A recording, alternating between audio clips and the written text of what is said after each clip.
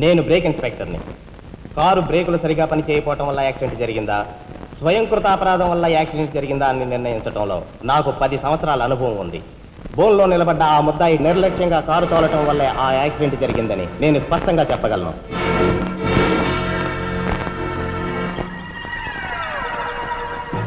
దేవుని సాక్షిగా అంతా నిజమే చెప్తాను, అబద్ధం చెప్పను. కారు యాక్సిడెంట్ జరిగిందని 5 దేహాలు మా హాస్పిటల్ తేబడ్డాయి. అందులో 4గురికి ప్రాణాలు లేవు.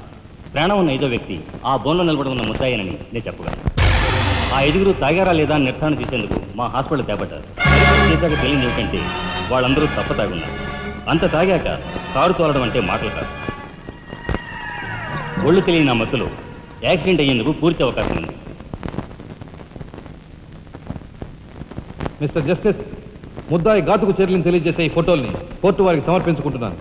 ప్రత్యక్ష సాక్షిగా ఇదంతా నా సమక్షంలో జరిగిందని కోర్టు వారికి మనవి చేసుకుంటున్నాను. పరిశీలించండి.